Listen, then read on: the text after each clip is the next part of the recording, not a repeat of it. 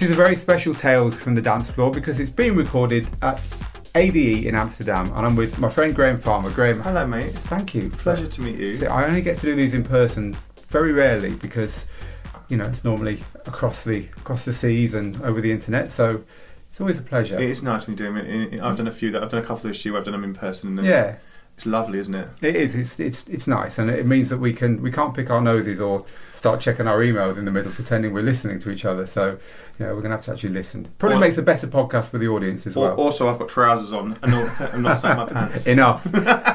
Okay, so let me introduce you, Grahame. You are a friend of mine. You're someone who's run a successful, I guess, club lifestyle website for quite a while. Yeah. But your story in the last year took a fascinating turn, and I want to talk about that today because I think it's inspirational, and I think lots of people want to hear what's happened.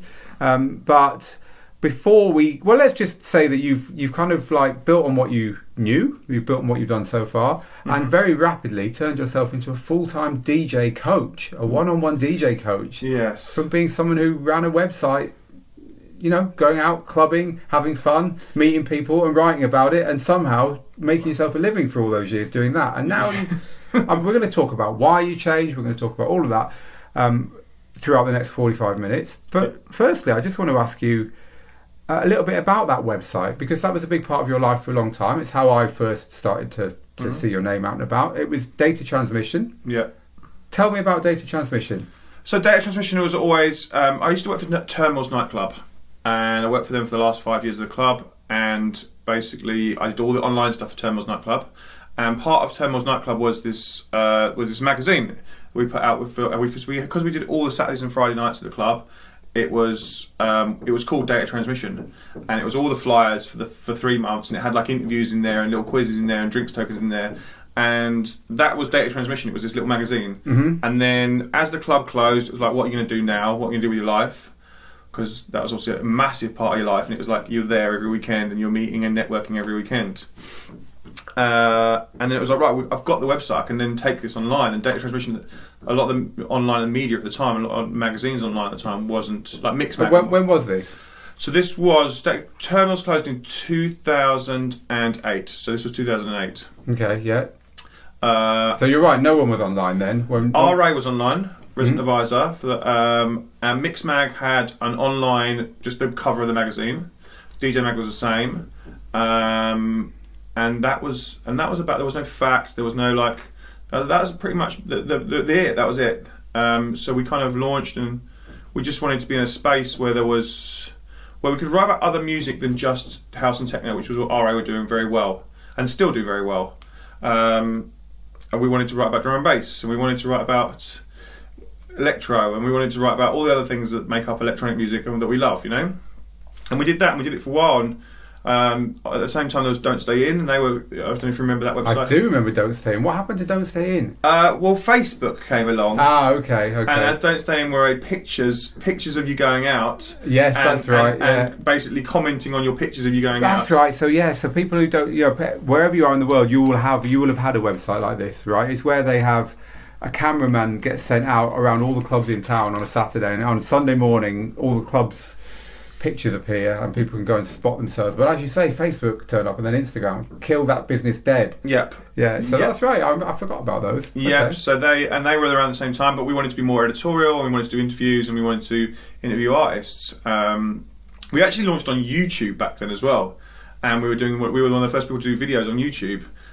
One of the great things, my mistakes of my life was to not carry that on, because I would have a huge channel by now, probably an incredible amount of numbers by now. But you know, you live and learn, and you learn all the way along, you know. Okay, so you started a magazine online purely because you started a magazine offline, purely because you were working at a club. What were you doing at the club? What was your job? Building all the websites for the club. Okay, so you had this kind of marketing background anyway. I had a website building background. I built websites for a load of people before them. I actually built the online version of Who Wants to Be a Millionaire.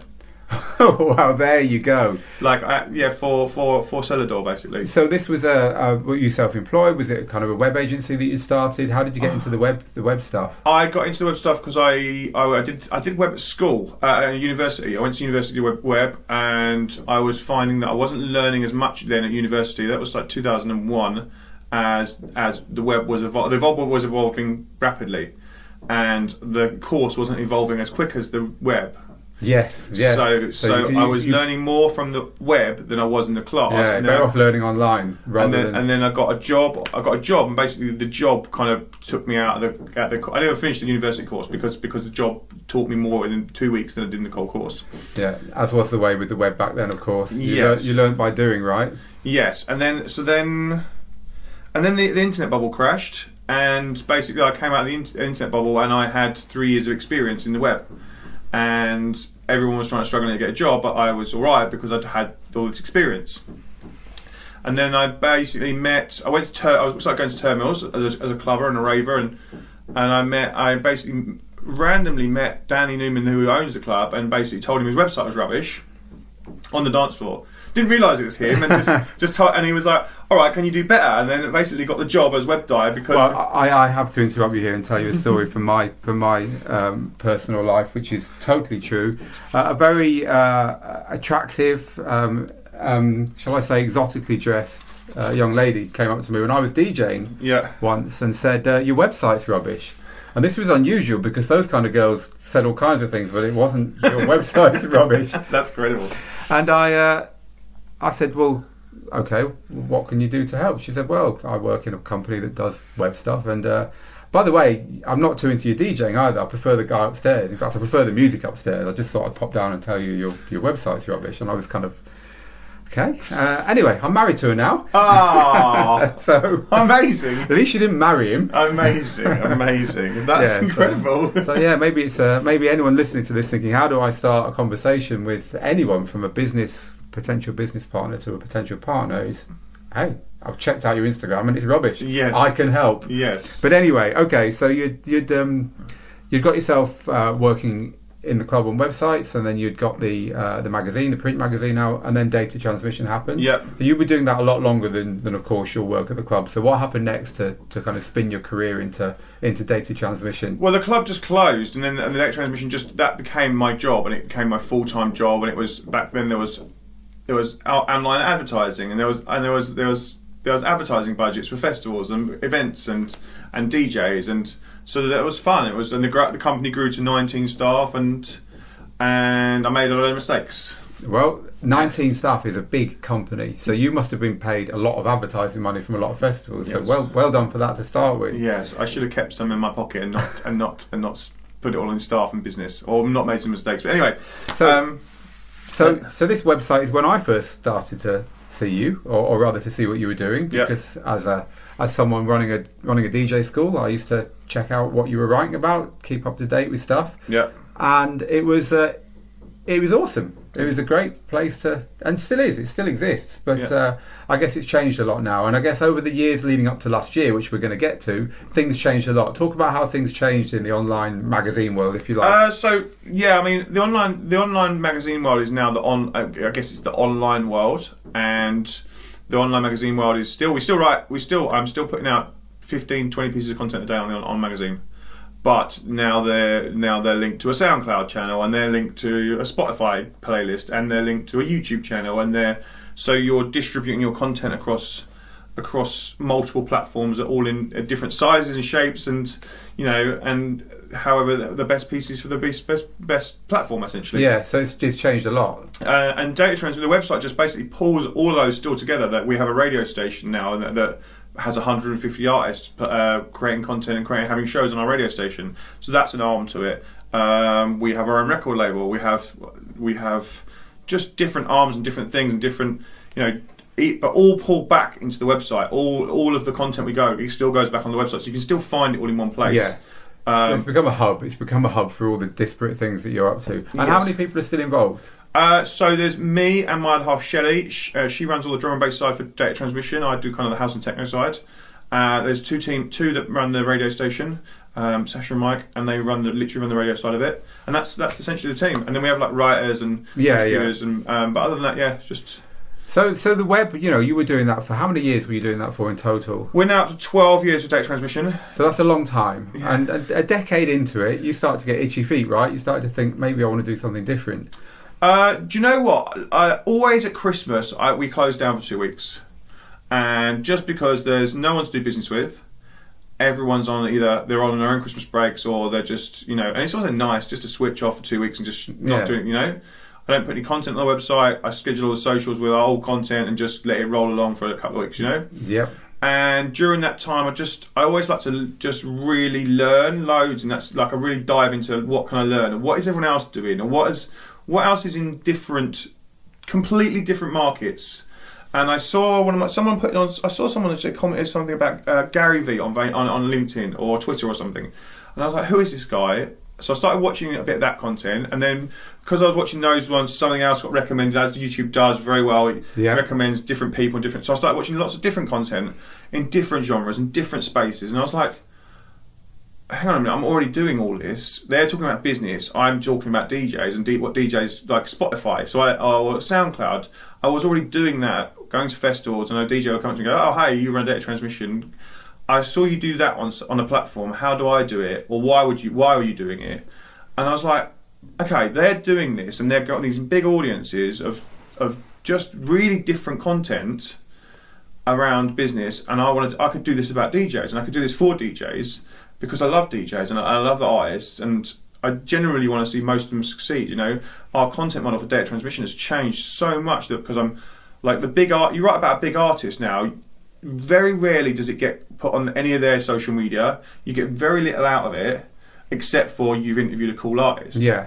And I'm very into giving small artists a big space on data transmission because they get so much out of it. You get such a nice message afterwards. All their friends message you and go, "Thanks for writing about my friend. It's really made his day." And it's such a lovely, warm feeling. And then it was like, right, how can I do that more because that's so much more fun, So you got this crazy idea forming in your head that you could somehow be the Gary Vee of helping DJs out. I mean, Gary Vee's a great guy, right? But I don't think anyone would want to be him. That life would kill most of us in about a week. I think so. But anyway, I think so. You're thinking there might be something more to this. There might be something more fulfilling. There might be something that gets me that warm buzz of helping people. And also from a content point of view, I'm very everything I do is content. I think my life is content, and I always want different content to what Mixmag are writing about, what RA are writing. Because if you from my point of view, I'm a bit smaller than Mixmag and DJ Mag and RA, and I always think that if you go on their front pages and my front page, and I'm writing about the same stuff, then you wouldn't go on my front page. You go on their front page because they're doing it better. They're bigger. They're bigger, and they've got bigger audience. Yeah. So I always have to be. Either, so you didn't want to write about Tomorrowland. You didn't want to write about Miami. You didn't want to write. You didn't want to. I do like about Miami, but I want to write about the artists that are different. Or I want to just do it in that's different to what they're doing at a different time to what they're doing. Okay, so now we've kind of come full circle to the point that we started. Yep. Which is. You made a very bold decision a year and a bit ago to do something different. So how did you finally make that decision and reveal what it was? I have my own Instagram at Grahame Farmer. I just put out content on my own Instagram. I started on Instagram. Here, have all my knowledge. Have everything that I know on every platform.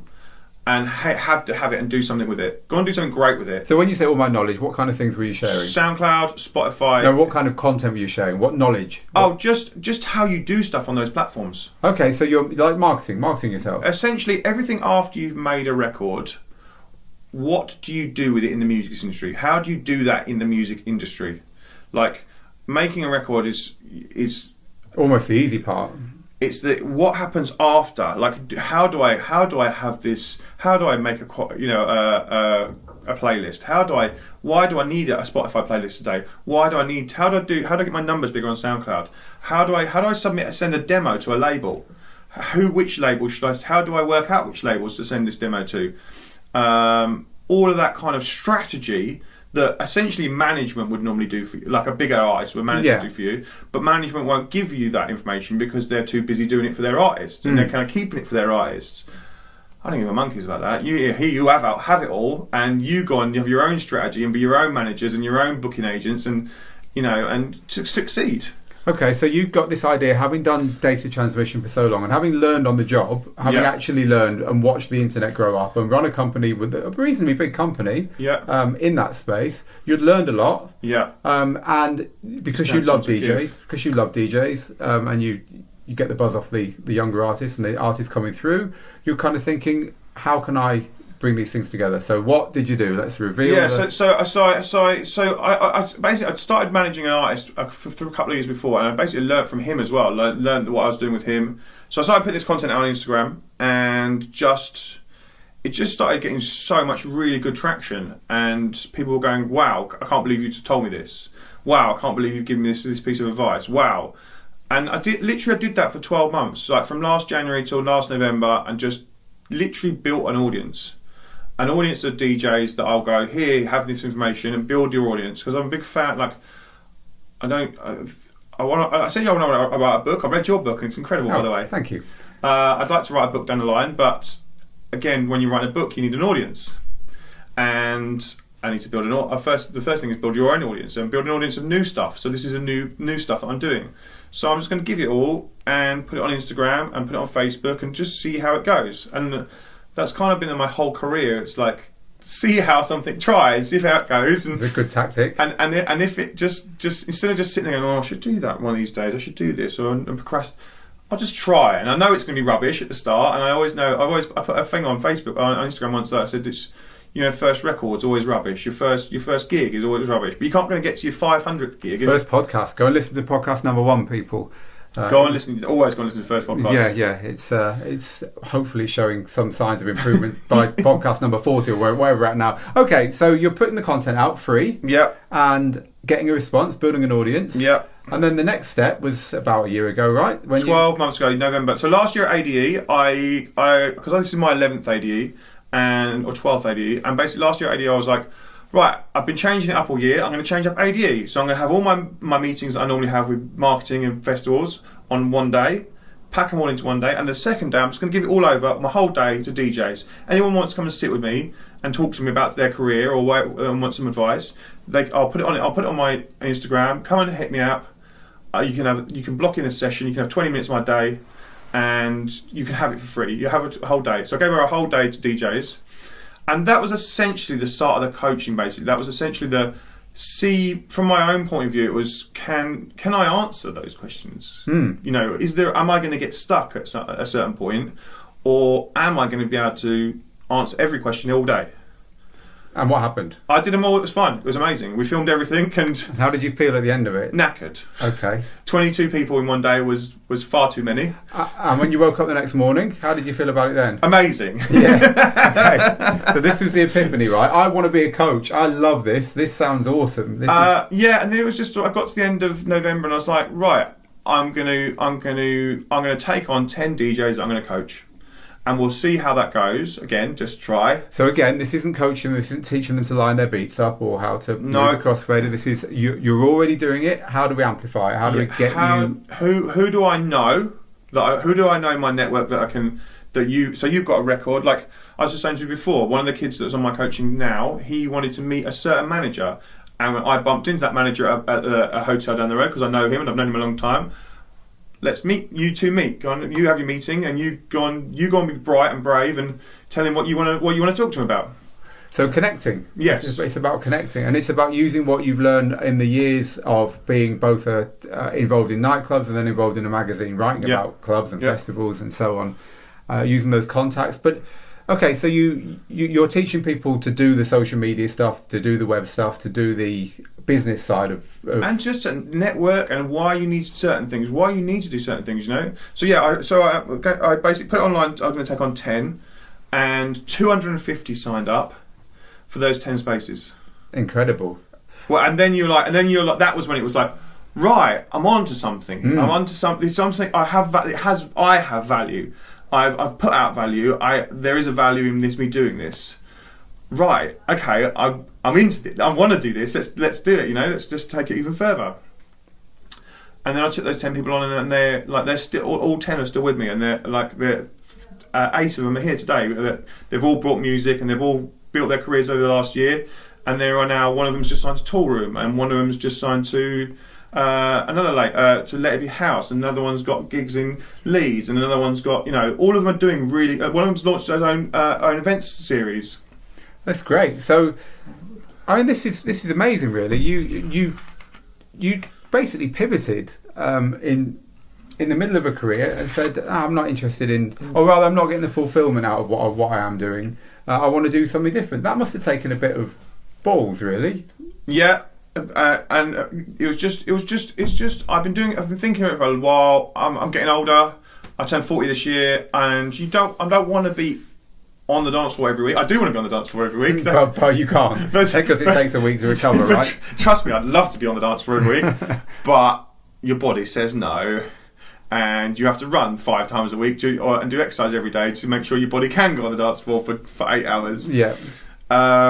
But there's a lot of joy from helping these people that want to advance their careers. Okay, so you about a year ago you suddenly got a full diary. You suddenly got and these people, just explain, because people listening to this might think, or watching this in this case as well, might think, how can you, like, are they all in your town? Have you hired a school or how do you do it? How does this happen? There's a really great program called Zoom.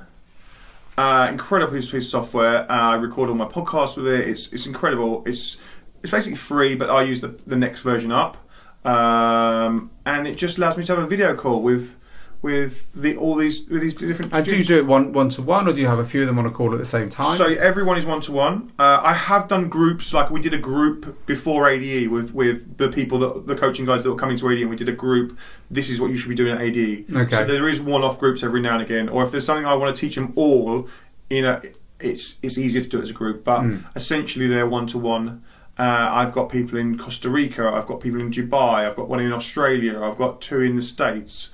I've got a little collection in Liverpool but a load in the UK. So yeah, they're kind of all over. So they're mainly in the UK, which is where you're from. Do you think that's because just culturally people think, oh great, this guy sounds like he's from my country, I'll probably get on well with him?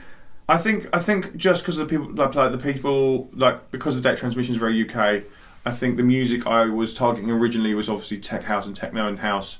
So that's obviously tech house is very UK,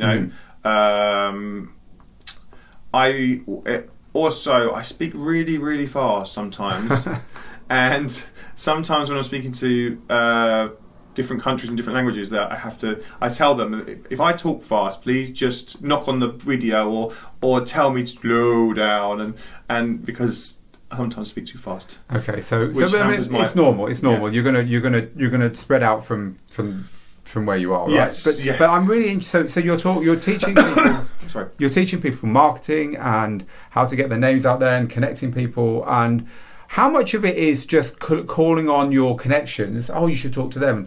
And how much of it is teaching people to think differently, to do things differently, to go out and learn stuff? A big chunk is teaching them differently. Like a lot of it is building their confidence.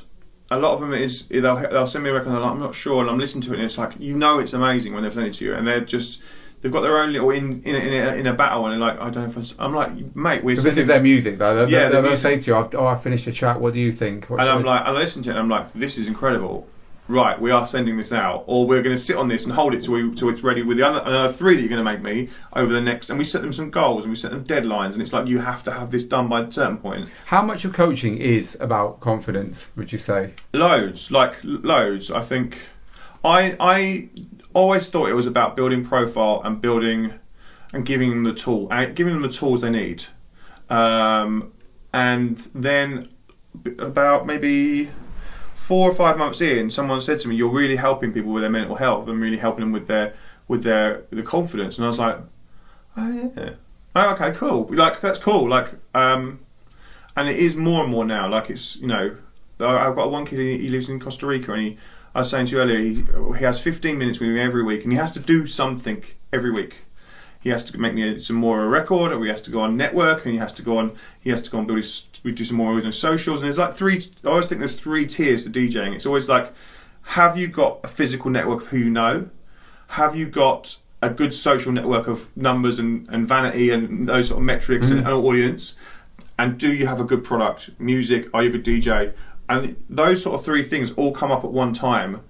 and they all have to kind of grow at one time. And at one point, they'll get to a point where you pop because all of these things, the right people. And so that's interesting. So you put equal value on doing playing the social game, but at the same time having it implies that social is not genuine, but having the more intimate personal connections, people that you can.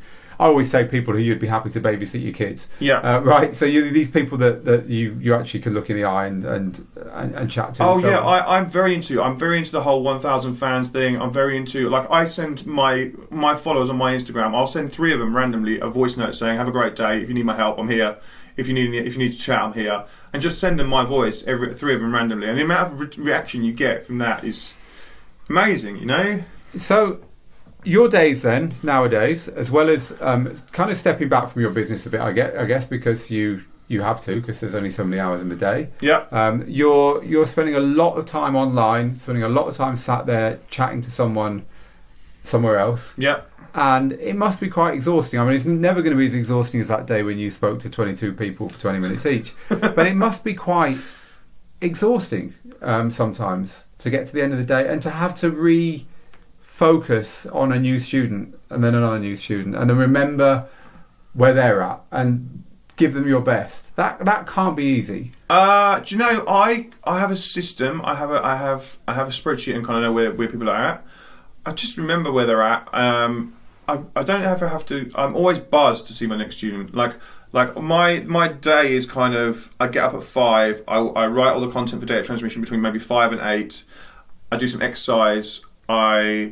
Then I kind of film my videos for my YouTube channel, do my podcast for my podcast, and then the coaching kind of comes like in those after work hours between like 6 and 9 because people finish work and they want to do it then, you know, which is cool with me. And I have like a big chunk in the afternoon where I kind of we'll just do some house stuff, or we'll go on, you know, the life things, you know. Yeah. And you go and have a walk. I took my car off the road because I found that I could walk to everywhere that I needed to get food and to get to wherever I needed. I could walk everywhere, so I walk everywhere now because it's glorious. No, that's good. That's good to hear. And then the day is you eat and then it's kind of psyched for coaching. It's really fun. Like, even if I've had a bad day, or things have not gone the way I wanted to, or a person on my podcast hasn't turned up, or something like that, you know. I try not to let a bad day's a bad thing. Like, I try to let a bad 10 minutes maybe, and try and not focus on a bad 10 minutes and let it be happy afterwards. Well, that's a good tip. Have a good day, but a bad 10 minutes. Yes, I like that. Yeah, I always think that people they'll have a bad day or a bad week, and it isn't really. They've had a bad half an hour, and it's dragged on past that half an hour, you know. Out of choice. Yeah. And you can either choose to have that whole day, or you can have a half an hour and then you go, okay, right, crack on. And always when you get to the coaching, it's always like, right, let's go. I've got these amazing people I'm trying to help, and it's let's jump into this. It's funny to hear you say that, because I quite often record these podcasts late at night, or at least at the end of the day, at the end of the working day, and I can vouch for that. There's something about human connection that can cheer you up. And it does cheer you up. Yes. And I often say to people, it's just like going to the pub. It's like going to the pub for a drink and having a chance to unwind and chat. Yes. And it's a great way to end a day. So in your case, it's not only your job, but it's a great way to end your days. Yes. Of course, the guy in Costa Rica, presumably, you have to rearrange your day to chat to him in the morning. Or do you get him so late at night that it's morning? How does that work? So the ones in Australia, I have first thing in the morning. Yeah. The ones in Costa Rica, he comes sort of mid-afternoon, because he wants to do it first thing before he goes to work. Okay. He's quite cool. The ones in the US, they sometimes quite late because they finish work. They're finishing work in the afternoon, and then it's late. It's like 5 hours behind. We're 5 hours ahead or something. Yeah. So it's being a man of the internet. You have to sometimes keep strange hours to. Yeah, but I block. I like block scheduling. You know, block scheduling. You know, where you block you big chunks of your week to do certain things in certain headspaces. I've heard of block scheduling, if only in my case, but yeah, I've heard of it. I love it. I literally, if you look at my Google Calendar, it's big chunks of I'm only doing this and only keeping in that space. And I like it for producers when they DJs, where I think, right, you're going to put in this space for producing, put in this space for social media, and just focus all of your time and all of your energy into that one thing. What is the biggest thing you see people doing wrong when they're showing promise and they've got some music, or they've got some products or whatever it is. They've got a remix they want to push. Yeah. What's the biggest thing people do wrong at that stage? They don't put enough. I don't think there's some people don't like. There's some DJs you think they could be bigger because they're not putting enough into ad spend. So literally, they're just not putting money behind getting their brand, because Facebook and all the platforms now, it's the days of free publicity are gone, right? You've got to put money behind it. Maybe like TikTok, LinkedIn, there's free promo there easily, but from the Instagram to Facebook thing, I think there's a few people who think you could be bigger if you took 15% of what you were earning and put it into ad spend and on certain platform and had the right content and the right videos, and instead of just kind of letting your video be organic and getting 15,000 views, why don't you get 50,000 views and spend a little, you know? Okay. So, and why is that? Because people just don't feel they're a business, and so why should they be spending money on stuff? Or they're normally they're young and they're like, oh, I've got £1,000. What am I gonna spend that on? Or I've got £1,000. I'll go and buy a new piece of kit, which is cool. But at the same time, so is spending on our social media, because you could be then earning £2,000, and therefore you would be getting a much bigger piece of kit. And is this just because you can't really go to university and learn how to do this stuff? You can't say I'm going to be a producer, and therefore you could probably go and learn how to produce, right? Yes, you can. But you can't go. There's no rock school for DJs. Well, you're kind of running one, but is that why? Is it just because people, they don't think that there is a structure, they don't think there is a way of doing this, they just carry on making music and having fun? It will happen one day for them. Yeah, there's a great thing, I guess, of I'm in it for the music, or that I'm in it because I don't want to dirty myself with marketing. I don't want to. I just want to focus on the music. Okay, cool. Well, bring in someone that does want to do that, because there's a million jobs and people that want to work in music. And one of the things I love talking about is the people that work in music, because there's so many great jobs in music. So great, bring in someone that does know how to do that. You were saying to me, your business partners, yin and yang, and that, I love that. I love that you've got that. Yeah, you find, so this is about finding people to fill in the things that you don't do very well. Yes, so that you can continue to do the things that you love. I'm terrible at running companies, but I'm very creative and I very like making content. I know a lot of people, and I'm great at connecting things. So find someone that can do that part for it and make that bit just happen. Okay, so there's a big tip for anyone listening or watching this, thinking I've got a great track on my hands that I've made, or I think I'm going to blow up as a DJ or whatever. Look into the other jobs, look into the other roles that are needed when you want to do that. Yeah, for 100%. And start being serious. Start reinvesting a little bit, because no one kept every penny they earned and grew at the same time. Every company spends on marketing, and you have to think these days as you are a company, and this is your career. It's not, you're not doing it for the next 2 minutes. You're doing it for the rest of your life. So, talking about platforms, yes, we've seen Facebook come and go. Yes, it's kind of, Facebook's a bit like Microsoft Word, isn't it? No one likes using it, but you have to sometimes. I think the thing with Facebook, and the thing I tell my DJs is that if you want to get booked for certain shows, a certain age of promoter will be on Facebook still. Certain other shows, the promoters might be younger and they'll be on Instagram. So you have to have both games rocking, because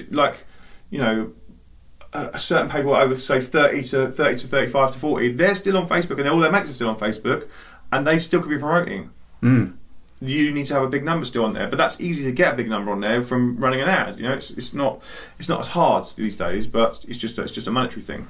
So Facebook is kind of necessary, especially for the older crowd. Yes. Instagram, I remember thinking, what is Instagram? I mean, that shows how. Do you remember thinking, what is this Instagram thing all about? I do, and I didn't get it right at the right time, and one of those regrets where you think, I wish I'd have done that a little bit earlier, because I would have, again, a bigger number. So it's a lot. I'm trying to change that one of the things I'm trying to change in my life is I want to now be on platforms earlier. I worked for an app for a bit, and I learnt that in an app when I was working for the app, and I went, I need to be an early adopter. I need to be someone that's just finds these platforms and jumps on them and just works out what they're about. That means that you're probably on TikTok, so maybe you can tell us, because I haven't got a clue. Do you know, I am on TikTok. What's TikTok all about? I did a podcast about my TikTok. I'm on there as Data Transmission and at Grahame Farmer. I'm on there throwing every piece of content at the wind at the moment, because I'm trying to work out what is it? Explain what TikTok is. So it's a social media app. It's number one in the iTunes chart worldwide at the moment. It's got 500 million users. To give you an example, Instagram has 1 billion users, so it's already halfway to Instagram. It's already halfway to Instagram. It's the biggest platform that might cross over into becoming part of popular culture. It's essentially the age range is probably 12 to 20, so it's your next fans. Okay. It's the people that you'll be listening to your music in 6 years' time, or they might listen to your music now and stream you on Spotify. They might find your music now as a 12 to 15-year-old and go, "This is cool," and I'll go and stream you on Spotify. It's your people that, if they're 12 now, they'll be buying your tickets in 6 years' time. So here's a theory for you. I was speaking to Jonas from Beatport earlier today, yeah, and he was saying he thinks that people, when they're very young, they just follow what their parents follow, right? So there's no gap. There's no gap. You know, your parents listen to the Carpenters. In the case of my parents, I listen to the Carpenters. My mum listens to Carpenters. My mum was Queen and the Carpenters, so I was a Queen fan. There you go. Then you start to form your own identity. You find a way of hearing music that's for you, and you find all kinds of things that are for you, but music as well. Yeah. And nowadays it's getting earlier and earlier because of the iPad and so on. Kids are getting into it. In my case, it was Josh Wink High Estate. It was Prodigy Out of Space, and those were the changing points. Yeah, when was I starting to change? For me, it was the Smiths. My mum didn't like the Smiths. She's like, "What's this miserable stuff? It's going to make you want to kill yourself." I'm like, "It's brilliant. I love it." I also went through Britpop, so I was Oasis, Blur, Pulp. Oh, well, there we go. At the same time, I was Britpop, but I was also Prodigy and Josh Wink High Estate. Well, there you go. So you were indie raver, acid house indie raver. So, which is the same as I am now, basically. But the point is that you're an exception to this rule that I'm about to share. By the way, cool. That most people separate completely from their parents, have their own music, their own culture, their own stuff they're into, and then adult life hits. Yes. Adult life hits. They've got to get themselves sorted. They end up just letting it go a bit, listening to the radio, and whatever's on the radio, that's what they like, and they kind of live like that for 10 years, and then the fire in them says, "No, I will not allow myself to age like this." And at about 30, they get a second wind and they suddenly get back into it. And I guess the TikTok generation are the ones who are just finding their music, and they're just finding what they're going to be into for the rest of their lives, know it or not. Yeah. So I guess as producers, there's a very important, you're not some kind of weird stalker being on TikTok as a 35-year-old producer or whatever. You're educating. It's essential. You're educating. You're educating, and also in 12 months' time, 12 to 18 months' time, all the marketers are going to go, look at those videos. I've got 55 fans on there. I've had 7,000 video views. Like, you try that on Instagram with 55 fans. Try that on Facebook with 55 fans. No hope, right? There's a lot of free organic reach right now, and I realise this is quite funny for people listening to it at any time other than October 2019, because they're going to be saying, you've got to hear the end of that podcast where they're talking about TikTok. Yeah. When it's kind of the only platform or whatever in 2 years' time. Yes. So I know this is going to be quite funny, but I genuinely don't know what kind of content you put on there. So let's talk about it to make this a historical document, if nothing else. Is it short video? So the good thing about TikTok is you can record 15 and 60-second videos. You can pause the video. So when you record a story, it's just solid. You hit the button, records, it stops, and then it's your story. With TikTok, you can go, I'm going to record a little section, then I'm going to change the angle and record another little section. You make essentially a little video of different things happening from different angles or different. It's a more rounded piece of video, So you could do a story in just like my day in 60 seconds, and just stop. Yeah, it's cool. So it's almost like and the way TV and video is made, of course, not this kind of video where we just happen to be filming us. Is 10-second chunks. I mean, people don't realise that if you watch TV. Yes. You think you're just watching a camera and something happening. Yeah. You watch EastEnders or something. God save you if you do. But anyway, it's actually 5-10 second edits all the way through. So I guess this is appealing to the way TV's actually made, which is quite clever. And then you can you can do that. You add music to it. The good thing is one of the good things about TikTok is they have these daily challenges, daily hashtag challenges, and getting involved with those hashtag challenges gets you so many video views. And they're around. There's brands doing it. There's different things you can do. There's like different filters you can use, and they're quite good fun, and they make quite good fun comedy. So what can So I basically just, at the moment I'm doing a combination of me being stupid but with really cutting edge music on it. I've put Scream's new track on there and it sounds cool, but it's me being dancing stupid to it, just to test out the waters, because I know that not many people are on there and I can do it, you know. I'll put a video, some of the stuff that I'm trying on Instagram, just to see how it plays, how the numbers work, trial and error, every social, just try, test and learn, you know. And I'm seeing what flies and what's not flying. One of the things I do think about TikTok is I think obviously there's a lot talked about gender in music.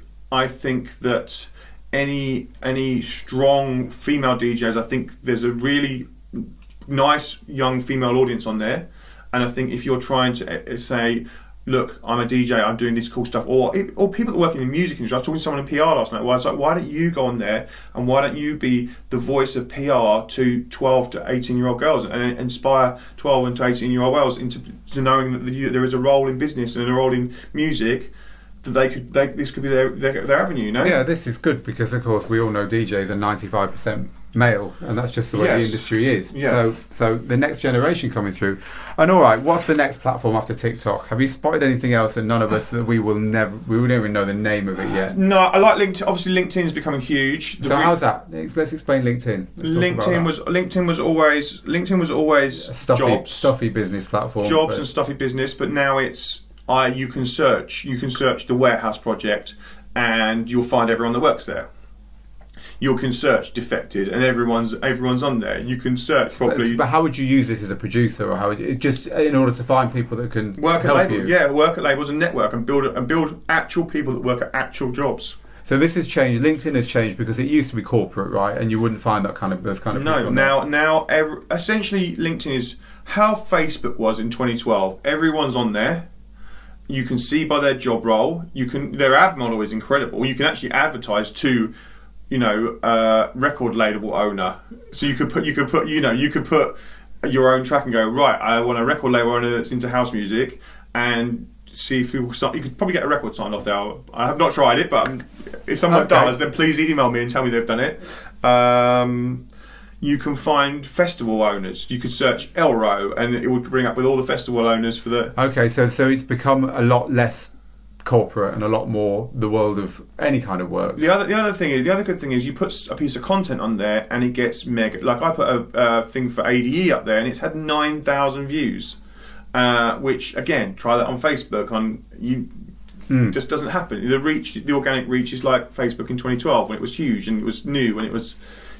So it's again a great emerging platform and great for. Okay, so if you say emerging, it's been there for a long time, but it's having a moment. Yes. Okay. Well, listen, I'm not going to push you for more and more free advice here because it's now your career, and that's bad etiquette. But let's go back to it. Let's go back to you. You've hit that kind of big 4-0 and decided that you want to help more people and you want to do something a bit different. Yeah. You're very candid about the things you've done wrong, the things you wish you'd done differently, and it's all looking good now. But what's the future hold? What's the next? What can you see yourself doing in 5 years? Will it be bigger DJs? Will it be fewer DJs kind of paying you more to get a bigger result for them? Will it be kind of like trying to codify some of this and do a course like we do at our company? Where do you see it going from here? I like the course model. I like the kind of membership model. I like the membership subscription model because you can kind of some of the stuff that I find that I repeat a lot of the time. I can put that into an area,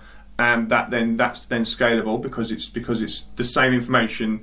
You're just telling it, which then makes my coaching a little bit easier because I'm more focused on strategy and more focused on the individual. The individual, and the time's a bit more like if they go, oh, how do I run an ad on Facebook? Right, go into the member section, go into Facebook. It's there. Yeah. I haven't started that yet, and I'm still looking at the models. I'd like to speak. I'd like to write a book. I've got a kind of structure of what I would write, but I'm sort of this content that I've been putting out is all going to form that along the way. But again, I always think you need an audience to sell anything. So you build your audience first, and then you can sell it. Okay. So. I'd like to sort out the problem. There's a problem where I live in Milton Keynes that there's not many homegrown talents, and there's venues not being used, and we don't have a homegrown. We have a couple of good people that are doing some cool stuff, but there's a grand music problem that I'd like to try and fix. And the music problem is what? Just nothing. Almost like the football association can't find enough young players to come through to the. Is it just that there's no? There's no infrastructure. There's no. I want to educate. I want to educate from a young age. I want to get them making records and help them bring in people that have knowledge and bringing mates that will come and help them and give them some guidance, or someone the people that want to work in the music industry, create this ability and create this awareness. And then I want to help them get them producing, and then because we have the homegrown star, we have our own Ed Sheeran, we have our own Beyonce, we have our own Stormzy, whoever, in whatever genre. It doesn't have to be dance music; it has to be any music. Then we have these venues that are not being used can be used because they're open, and because the homegrown star wants to play in their home space, Do you see yourself promoting or owning one of those venues one day? No, never. After working in the club life's hard. Working for venues, the one thing people don't know about venues is, yes, they're good fun on a Friday and Saturday, but what do you do with them the rest of the week? Mm-hmm. What you have to find stuff to fill them the rest of the week because they're not making money on Monday. Under 18s, yes, student night, yeah, pensioners night. I know DJs who DJ to the over 60s. Yeah, we used to have yoga on a Wednesday or terminals. We used to have different stuff during the day and like corporate stuff during the day because it was an interesting space and they could go and do team building. Yeah, all of that sort of stuff used to happen, but you don't. As you just see the nightclub person. Yeah. No, I don't know. I like building careers and I like helping people get further, and that's always very interesting. Cool. Well, Grahame, it's been very interesting talking to you. It's been great to hear about. Thank you, Phil. The direction and where it's all going. If you want to check out Grahame, maybe even he has a space on his coaching. We're going to put all the links that you need underneath. So that you can find those in the show notes. Thank you. Let's end with one piece of advice. Let's end with one piece of advice that you find yourself giving over and over again to people. Just focus on what you love and don't listen to outside people. Just if you like certain music, play it and love it and make that record and don't worry about what everyone else is doing.